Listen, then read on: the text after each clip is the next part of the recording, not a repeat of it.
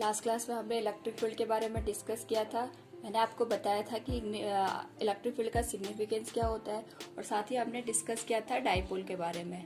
ठीक है, हमने वहाँ पे एक दो क्वेश्चन इंपॉर्टेंट भी डिस्कस किए थे जिसमें हमने ये देखा था कि आपके पास जो चार्ज है उसका अपना इंडिपेंडेंट एग्जिस्टेंस क्यों होता है। ठीक है, और दूसरा हमने ये भी देखा था अगर आपके पास कोई भी प्लस और माइनस चार्ज एक साथ एग्जिस्ट करते हैं किसी सिस्टम में तो कभी भी क्या नहीं करता है, क्लोज लूप फॉर्म नहीं करेगा। ठीक है, उसके बाद मैंने आपको डाइपोल के बारे में बताया था, डाइपोल मूवमेंट के बारे में बताया था।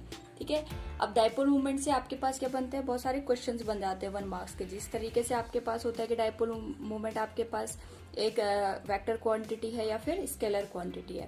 तो मैंने आपको बताया था कि नेक्स्ट लेक्चर में हम क्या करने वाले हैं, electric field of the dipole, जो आपके पास ये सिस्टम बनता है डाइपोल का, उसके थ्रू जो इलेक्ट्रिक फील्ड एग्जिस्ट करता है उसकी वैल्यू कैलकुलेट करने वाले हैं। ठीक है, तो चलिए आज हमें क्या करना है, डेरिवेशन करनी है। तो आपके पास इंपॉर्टेंट डेरिवेशन बनती है।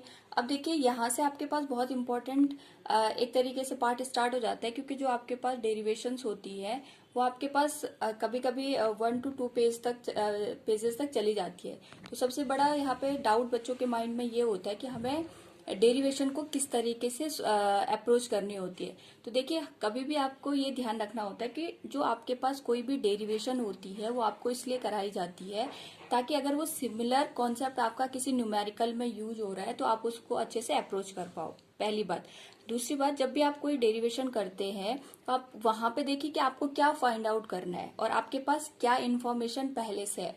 ठीक है, तो अब क्या आपको एक तरीके से ये सोचिए आपके पास जो भी इंफॉर्मेशन है उसके थ्रू आपको क्या फाइंड आउट करना है, वहां तक पहुंचने का रास्ता किसके थ्रू जाता है, आपका डेरिवेशन के थ्रू जाता है। तो बस माइंड में ये सेट करके चले कि हमें क्या फाइंड आउट करना है और कहाँ से स्टार्ट करना है। बीच में लिंक अपने आप बनते जाएंगे, जहां पे जो चीजें थोड़ा आपके पास याद करने समझने वाली होती है, ठीक है, वो मैं आपको मेंशन करती जाऊंगी। आपको बस ये ध्यान रखना है कि आपको जो चीजें पता है वहां से आप स्टार्ट करिए। उससे क्या होता है, आपके पास डेरिवेशन याद करने की जरूरत नहीं पड़ती है। आपके पास डेरिवेशन इजीली आपकी क्या हो जाएगी, सॉल्व हो जाएगी। जैसा हमने लास्ट क्लास में भी डिस्कस किया था, हम पढ़ेंगे यहाँ पे आपके पास electric field due to a dipole. ये आपके पास पूरा एक क्या होता है, सिस्टम होता है। ठीक है, तो देखिए यहाँ पे मैं आपको आज बताने वाली हूँ कि किस तरीके से हमें क्या करना है, जो आपके पास डाइपोल होता है उसके थ्रू हमें इलेक्ट्रिक फील्ड की वैल्यू फाइंड आउट करनी है।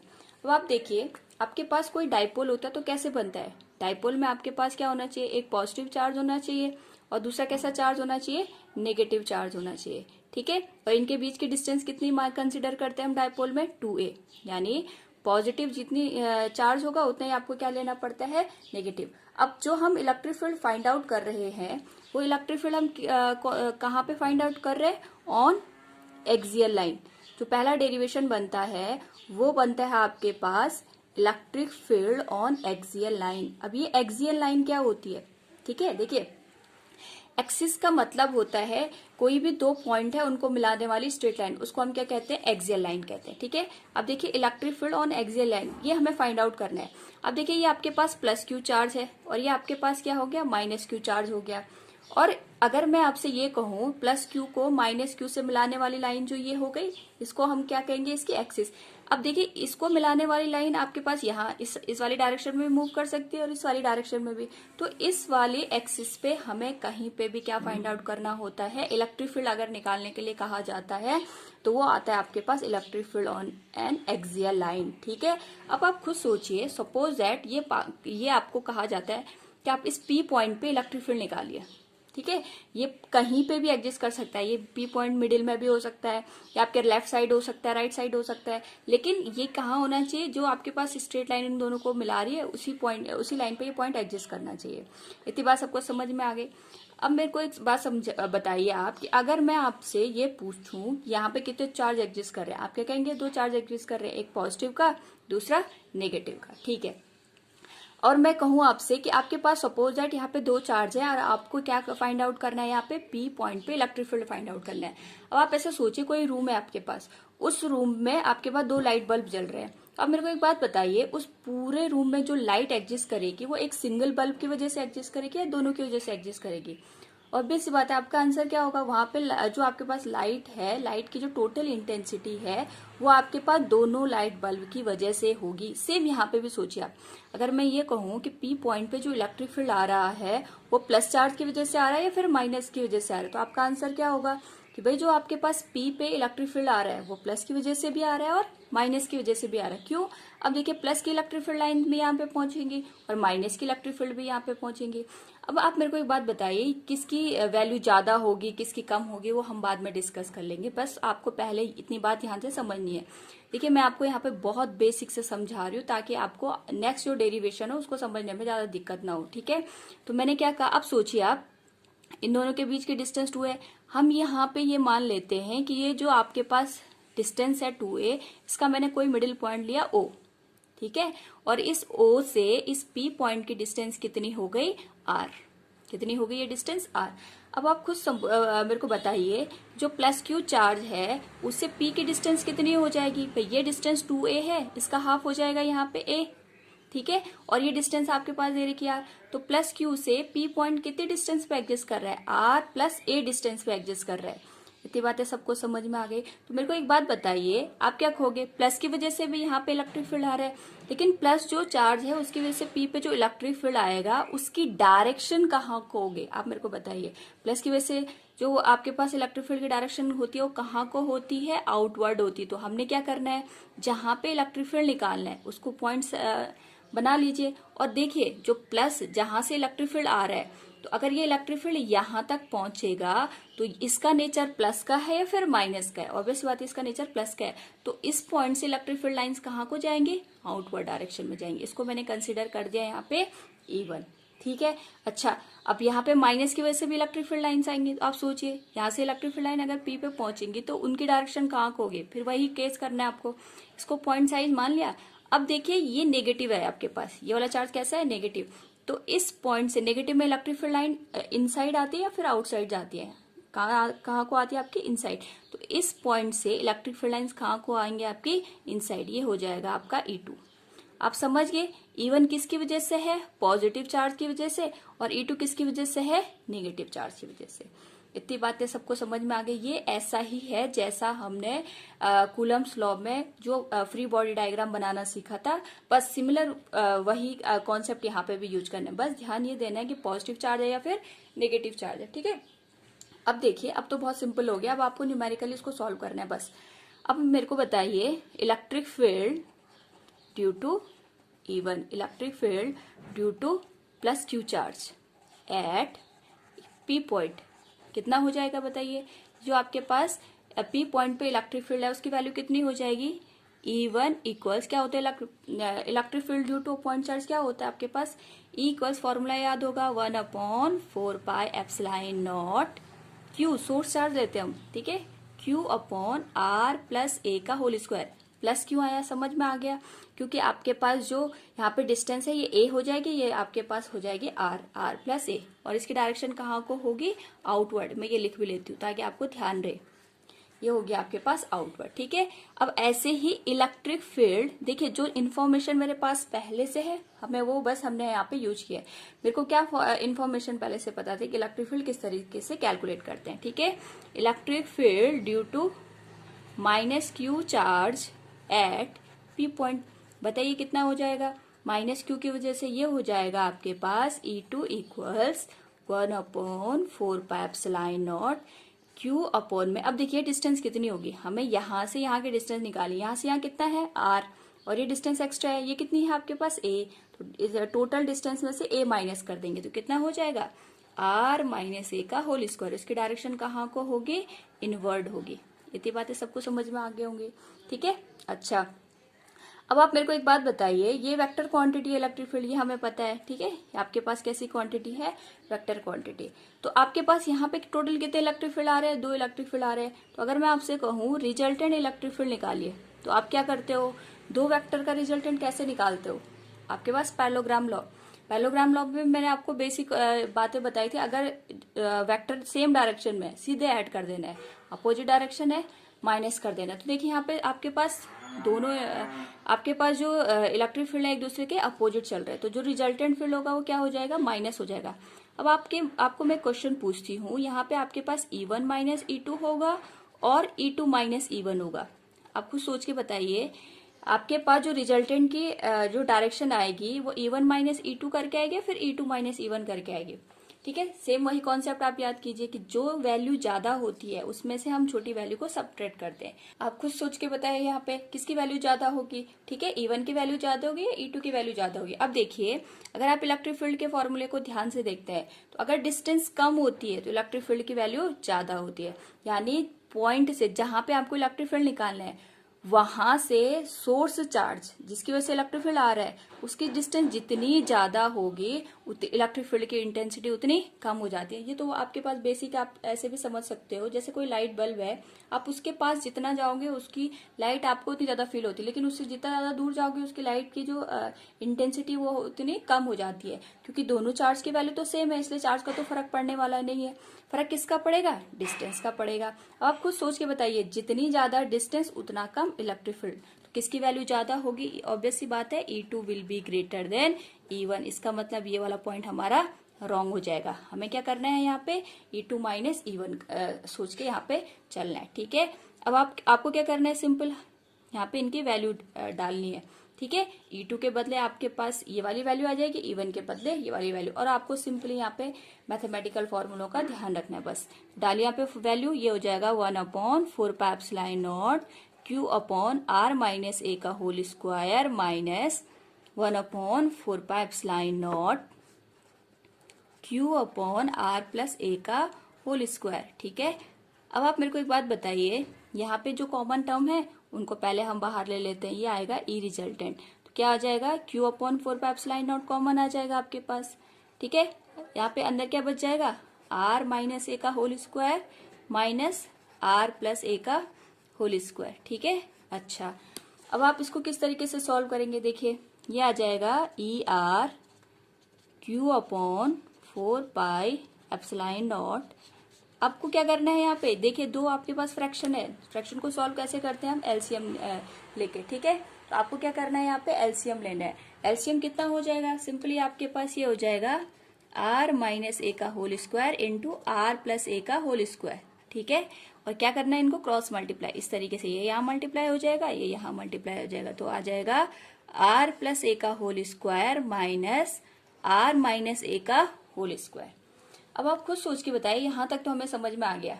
इससे आगे आप क्या कर सकते हो? बस सिंप्लीफाई करना है। सिंप्लीफाई आप कैसे कर सकते हो? यहाँ पे आपको एक फॉर्मूला बनते हुए नजर आ रहा होगा, A प्लस बी का होल स्क्वायर। यहाँ पे भी एक फॉर्मूला बनते हुए नजर आ रहा है, A माइनस बी का होल स्क्वायर। और आपको क्या करना है यहाँ पे?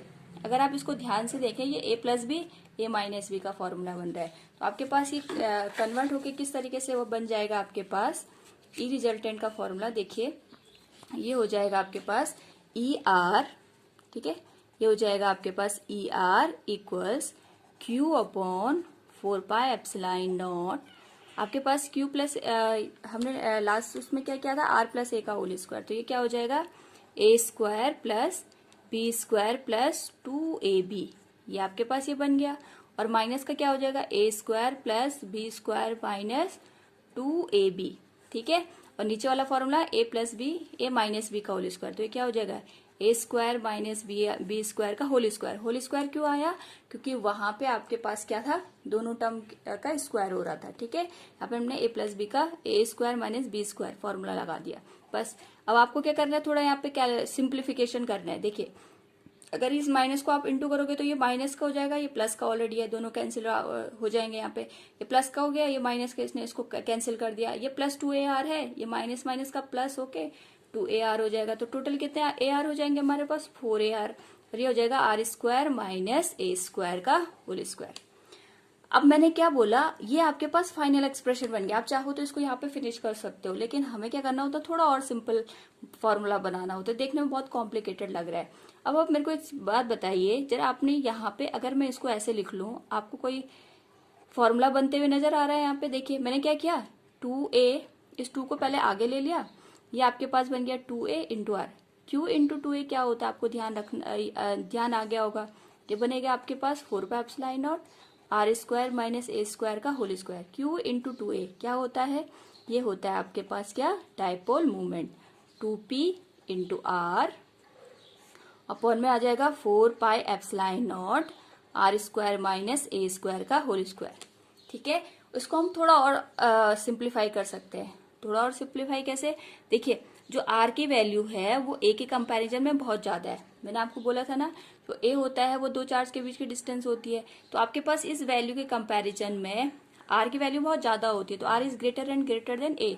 जब भी ऐसी कंडीशन बनती है तो जो आपके पास स्मॉलर वाली वैल्यू हम उसको जीरो कंसिडर कर सकते हैं। जहां पे ए है उसको जीरो मान लिया, तो ये आपके पास सिंप्लीफाई होके क्या बन जाएगा, A R equals 2p into R upon में 4 पाई एप्सिलॉन नॉट, ये तो जीरो हो गया, ये बन गया आर के पावर 4। एक आर से एक आर के पावर 4 कैंसिल हो गया, तो बन गया 2p अपॉन में 4 pi epsilon naught into R Q. अब देखिए जो आपके पास फॉर्मूला है वो क्या हो गया, बहुत ही सिंपली है, आपको यहाँ पे समझ में आ गया। अब देखिए मैंने आपको क्या बोला, कुछ चीजें तो आपको याद करनी होती है, लेकिन आपको क्या होता है हर चीज याद नहीं करनी होती। जैसे ये फॉर्मूला आपको लर्न नहीं करना है, इसको आपको क्या नहीं करना है, लर्न नहीं करना है। बस ये किस तरीके से आपका यहाँ पे हमने अप्रोच किया है वो आपको जरूर देखना है। बस ये ध्यान रखना कि जो एक्सियल में होता है उसमें डाइपोल मोमेंट का डबल आपके पास आ जाता है। ठीक है, और अपॉन में क्या होता है, ये आपके पास जो इलेक्ट्रिक फील्ड होता है वो स्क्वायर टर्म पे डिपेंड नहीं करता है, वो किस पे डिपेंड करता है, क्यूबिकल टर्म पे डिपेंड करता है। इतनी बातें सबको समझ में आ गई। तो ये बहुत सिंपली आपने क्या कर दिया, एक तरीके से डेरिवेशन को सॉल्व कर दिया। अब आपको क्या करना है, जैसे मैंने ये डेरिवेशन कराया है इसको क्या करना है, 2-3 बार आपको खुद से प्रैक्टिस करनी है, और आपको बाद में ये कोई याद करने वाली बात नहीं होती। बस आपको ने जो चीज सीखी है उनको क्या करना है, यहाँ पे इम्प्लीमेंट कर देना है। यहाँ तक बातें सबको समझ में आ गई। नेक्स्ट हम इसमें देखने वाले हैं आपके पास electric field due to a dipole on आपके पास इक्वेटोरियल लाइन। ठीक है, नेक्स्ट हम देखेंगे इलेक्ट्रिक फील्ड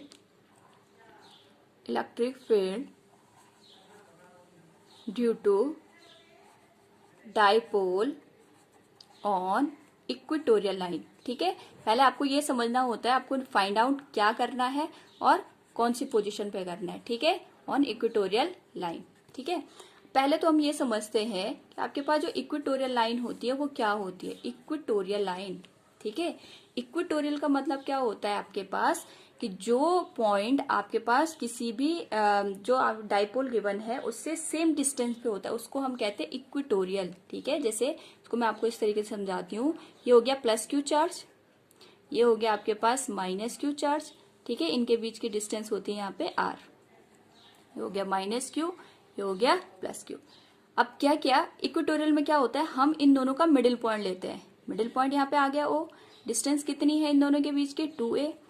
इस मिडिल पॉइंट से आपके पास यहाँ पे वर्टिकल डायरेक्शन में, अभी तक हम हॉरिजॉन्टल लाइन पे बात कर रहे थे, कौन सी डायरेक्शन में, वर्टिकल लाइन में। ठीक है, इस मिडिल पॉइंट से एक वर्टिकल लाइन हम ड्रॉ करेंगे। इस वर्टिकल लाइन पे कोई एक ऐसा पॉइंट होगा जिसकी प्लस क्यू से भी और माइनस क्यू से भी डिस्टेंस क्या हो जाएगी, सेम हो जाएगी। ठीक है, उस पॉइंट को हम क्या कहते हैं, ठीक है, यहाँ पे इस तरीके से इक्वेटोरियल पॉइंट। इतनी बातें सबको समझ में आ गई, और ये लाइन मानी जाएगी आपकी इक्वेटोरियल। तो हमने क्या किया, यहाँ से जो मिडिल पॉइंट है उससे ये डिस्टेंस मान लिया आपकी आर, ये डिस्टेंस हो जाएगी आपकी ए, ये डिस्टेंस कितनी हो जाएगी, मैंने क्या कहा, यहाँ पे आपके पास जो डिस्टेंस होती है वर्टिकल होती है, और ये भी ध्यान रखना जो आपने ये लाइन ली है ये आपकी क्या होती है, परपेंडिकुलर होती है, यानी यहाँ पे कितने डिग्री का एंगल बनेगा आपका, 90 डिग्री का। इतनी बातें सबको समझ में आ गई। अब देखिए अगर आपके पास ये डिस्टेंस आर हो गई, ये डिस्टेंस ए हो गई, तो ये वाली डिस्टेंस कितनी हो जाएगी, पाइथागोरस थ्योरम का यूज करके under root R square plus A square. ठीक है, सिमिलरली ये वाली डिस्टेंस कितनी हो जाएगी, under root R square plus A square. क्यों ऐसा हुआ समझ में आया आप लोगों के, क्योंकि हमने क्या किया, यहाँ पे पाइथागोरस थ्योरम लगाई। कहाँ पे इलेक्ट्रिक फील्ड निकालना है, इस पी पॉइंट पे। ठीक है, अब आप क्या करोगे, सबसे पहले फ्री बॉडी डायग्राम बनाओगे। फ्री बॉडी डायग्राम क्या कहता है कि पहले आपको डायरेक्शन बनानी है। तो देखिए यहाँ से दो चार्ज है, कितने इलेक्ट्रिक फील्ड यहाँ तक पहुंचेंगे, 2 पहुंचेंगे, हमें उनकी डायरेक्शन पता होनी चाहिए। तो प्लस क्यू की वजह से यहाँ पे जो इलेक्ट्रिक फील्ड पहुंचेगा उसकी डायरेक्शन कहाँ को होगी, देखिए इन दोनों को मिलाने वाली लाइन ये है। ठीक है, अब देखिए आपने इसको क्या बनाया, सेंटर पॉइंट बना दिया। प्लस से पी पॉइंट तक जाने वाली इलेक्ट्रिक फील्ड लाइन कहाँ को जाएगी, इससे आउटवर्ड डायरेक्शन में, E1। ये बातें सबको समझ में आ गई। और माइनस से पी पॉइंट पे इलेक्ट्रिक फील्ड लाइन जाएंगी तो कहाँ से जाएंगी, इसको आपने सेंटर मान लिया, और ये कहाँ को आ जाएगी आपकी इनसाइड, ये हो जाएगा E2। कितनी इलेक्ट्रिक फील्ड लाइन एग्जिस्ट कर रही है यहाँ पे, 2, एक तो E1 हो गया, एक तो दूसरी क्या हो गई, E2। तो electric field due to plus Q charge कितना हो जाएगा? अब आपको पता है E1 की वैल्यू 1/4πε0 Q अपॉन में √r² प्लस a² का होल स्क्वायर। तो ये वैल्यू कितनी हो जाएगी? यहाँ पे सॉल्व करके थोड़ा सा इसको सिंप्लीफाई कर लेते हैं। 1/4πε0 Q upon r² plus a², under से स्क्वायर कैंसिल हो जाएगा। ठीक है, दूसरा आ जाएगा electric field due to minus Q charge. किसकी वजह से आ जाएगा? माइनस क्यू चार्ज की वजह से। सिमिलर हो जाएगा 1/4πε0। मैं इसको डायरेक्ट लिख लूँ, यहाँ पे समझ गए होंगे आप लोग। क्यों? क्योंकि यहाँ पे क्या हो जाएगा, आपके पास डिस्टेंस तो सेम है। अब आप यहाँ से एक चीज देख रहे होंगे, आपके पास जो E1 और E2 की वैल्यू है, जरा इसको ध्यान से देखिए। अगर मैं यहाँ से पूछूं इलेक्ट्रिक फील्ड कौन सा आपके पास ग्रेटर आ रहा है, E1 ग्रेटर आ रहा है या फिर E2 ग्रेटर आ रहा है, तो आपका आंसर क्या होगा? E1 और E2 की वैल्यू यहाँ पे क्या है? सिमिलर है। इतनी बातें सबको समझ में आ गई। E1 और E2 की वैल्यू आपके पास क्या हो गई? यहाँ पे सिमिलर हो गई। कैसे पता चला? क्यों चार्ज की वैल्यू भी सेम है, डिस्टेंस की वैल्यू भी सेम है। यहाँ पे हम ये नहीं कह सकते आपके पास कौन सा चार्ज ज्यादा है और कौन सा चार्ज, मतलब किसका इलेक्ट्रिक फील्ड आपके पास ज्यादा है, किसका इलेक्ट्रिक फील्ड आपके पास कम है। इतनी बातें सबको समझ में आ गई। अब आपको क्या करना है? इनका रिजल्टेंट निकालना है। तो मैंने आपको क्या बताया, कभी भी आपके पास वेक्टर का रिजल्टेंट निकालते हैं तो रिजल्टेंट की 3 कंडीशन होती है। या तो सेम डायरेक्शन में होते हैं, ये बार बार यूज होगा इसलिए मैं आपको इतनी बार रिवाइज करवा रही हूँ। या तो अपोजिट डायरेक्शन में होंगे दोनों वेक्टर, या तो क्या होंगे? किसी एंगल पे होंगे। इनमें से तीनों में से कौन सी कंडीशन यहाँ अप्लाई हो रही है? क्या वो सेम डायरेक्शन में है? बिल्कुल नहीं। क्या अपोजिट डायरेक्शन में? इससे प्रीवियस वाली जो डेरिवेशन है उसमें अपोजिट डायरेक्शन में थे, तो ये वाली कंडीशन भी नहीं है। यहाँ पे जो दोनों इलेक्ट्रिक फील्ड है वो क्या कर रहे हैं? एक दूसरे के साथ किसी एंगल पे है। मुझे नहीं पता कौन से एंगल पे है, लेकिन आपके पास ये वाली कंडीशन हो सकती है। तो इनके बीच का एंगल कितना हो गया? यहाँ पे थीटा हम मान के चल लेते हैं। इतनी बातें सबको समझ में आ गई। मैंने क्या बताया आपको, यहाँ पे आपके पास जो भी इलेक्ट्रिक फील्ड होगा उसे हमें क्या करना है, किस तरीके से कैलकुलेट कर रहे हैं। या तो हमें दोनों की डायरेक्शन सेम देखनी है, या तो अपोजिट देखनी है, या तो किसी एंगल पे बनते हुए देखनी है। वेक्टर को तोड़ने का मतलब क्या होता है? हम उसको हॉरिजॉन्टल या वर्टिकल कंपोनेंट में ब्रेक कर देते हैं। ठीक है, ये देखिए, ये आपके पास यहाँ पे मैंने मान लिया ये एंगल बन गया थीटा। तो हम क्या करते हैं, अगर मैं E1 का हॉरिजॉन्टल वर्टिकल कंपोनेंट बनाऊंगी तो ये आ जाएगा E1 का हॉरिजॉन्टल कंपोनेंट और ये बन जाएगा आपका वर्टिकल कंपोनेंट। ठीक है, अब आप देखिए अगर ये एंगल थीटा है तो ये वाला एंगल भी क्या बनेगा? थीटा। तो इसकी वैल्यू क्या हो जाएगी? आपको वेक्टर को यहाँ पे ये एंगल थीटा बनेगा तो आप E2 को इजीली ब्रेक कर सकते हो इस तरीके से। अब देखिए, इसको मैं इस तरीके से समझाती हूँ। ये E2 बन गया, इसका हॉरिजॉन्टल कंपोनेंट ये बन जाएगा और वर्टिकल कंपोनेंट ये बन जाएगा आपके पास। तो ये वाला एंगल कितना बन रहा है? थीटा। तो आपको मैं पूछूं कि इस वाले की वैल्यू बताइए, इस वाले की वैल्यू, तो आपका आंसर क्या हो जाएगा? E2। ये एज इट इज आएगा। जहां पे भी एंगल बनता है वो हमेशा कॉस थीटा वाला कंपोनेंट हो जाता है। तो ये क्या बन जाएगा? E2 cos theta. और जो आपका खाली छूट जाता है उसे हम कहते हैं यहाँ पे E2 साइन थीटा। ठीक है, इतनी बात समझ में आ गई। इसी तरीके से E1, ये देखिए आपके पास E1 वाला कंपोनेंट ये था। ठीक है, इसको मैं दूसरे पेन से शो करती हूँ। ये आपके पास बन गया E1। और आप मेरे को बताइए यहाँ पे ये वाला एंगल कितना बनेगा? ऑब्वियस सी बात है, ये भी थीटा बनेगा। ये थीटा था तो ये थीटा। आप खुद सोच के देखिए ये थीटा कैसा आया। ठीक है, इसका आंसर आप मुझे कमेंट बॉक्स में बताइएगा, ये थीटा कैसा है। मैं आपको बस बता रही हूँ, यहाँ पे ये एंगल थीटा बनेगा तो इसका ये वाला कंपोनेंट जहाँ पे थीटा बनता है उसके साथ हमेशा क्या ऐड हो जाता है? Cos theta. तो ये बन जाएगा आपका E1 कॉस थीटा और ये बन जाएगा आपके पास E1 साइन थीटा।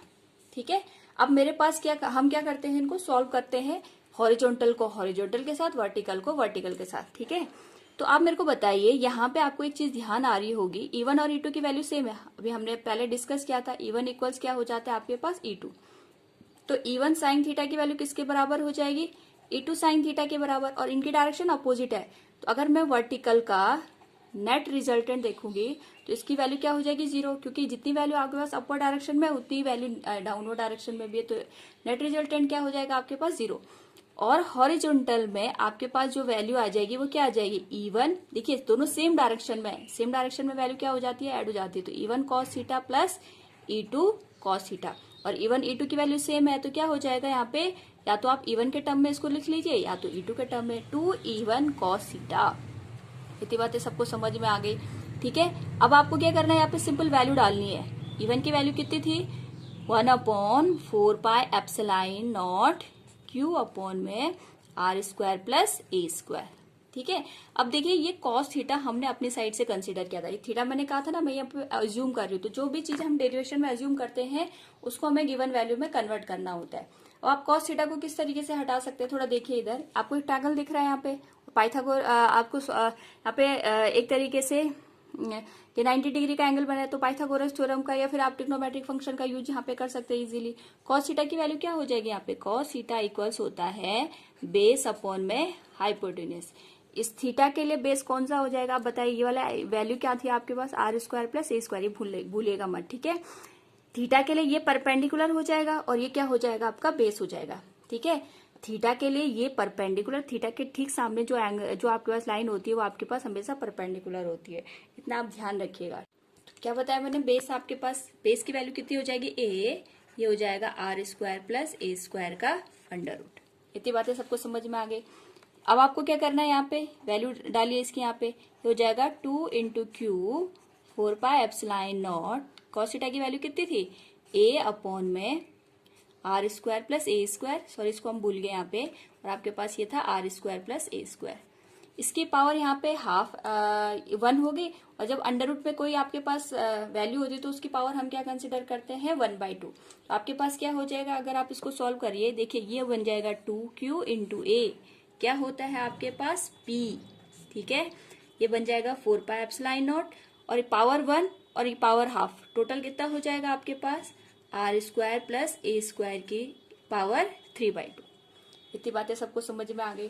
अब आपको क्या करना है, सेम कॉन्सेप्ट यूज करना है। क्या बताया था मैंने आपको, अगर आपके पास r इज ग्रेटर, क्योंकि हर कंडीशन में यहाँ पे r की वैल्यू क्या हो जाती है, ज्यादा हो जाती है, तो आपके पास ओवरऑल जो भी यहाँ पे रिजल्टेंट बनेगा वो बनेगा p अपॉन में 4 पाई एप्सिलॉन नॉट, क्योंकि r की वैल्यू a के कंपैरिजन में ज्यादा है, तो ये बन जाएगा आर स्क्वायर की पावर 3/2। ए की वैल्यू 0 हो जाएगी, 2 से 2 कैंसिल हो जाएगा, रिजल्टेंट की वैल्यू क्या आ जाएगी p अपॉन में 4 pi epsilon naught R cube, क्योंकि 2 से 2 कैंसिल हो गया।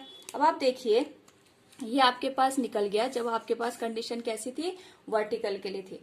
अब आप मेरे को बताइए, जब हमने एक्सियल में इलेक्ट्रिक फील्ड निकाला था और जब हमने इक्वेटोरियल में इलेक्ट्रिक फील्ड निकाला है, तो आपके पास दोनों में अगर मैं कंपैरिजन करके पूछूं तो किसकी वैल्यू ज्यादा आती है, एक्सियल में, किसके कंपैरिजन में, इक्वेटोरियल के कंपैरिजन में। क्या आप आंसर बता सकते हैं कि इक्वेटोरियल में इलेक्ट्रिक फील्ड की वैल्यू कम क्यों आती होगी, क्यों, क्योंकि ऑब्वियस सी बात है, जो आपके पास वर्टिकल लाइन हमने यहाँ पे ड्रॉ करी है, वर्टिकल डायरेक्शन में जो भी इलेक्ट्रिक फील्ड है उसमें कुछ इलेक्ट्रिक फील्ड लाइन एक दूसरे को कैंसिल आउट कर देती है, क्योंकि यहाँ पे आपने देखा होगा E1 साइन थीटा वो वाला कंपोनेंट क्या कर रहा है, दूसरे के कंपोनेंट को कैंसिल आउट कर दे रहा है, जबकि एक्सियल में आपके पास ऐसी कोई भी कंडीशन नहीं बन रही थी। ठीक है, और कंपैरिजन करेंगे तो कितने टाइम्स आता है, एक्सियल का जो इलेक्ट्रिक फील्ड होता है इक्वेटोरियल के कंपैरिजन में 2 टाइम्स ग्रेटर होता है। ये क्वेश्चन आपको 1 मार्क का यहाँ पे प्रिपेयर हो गया।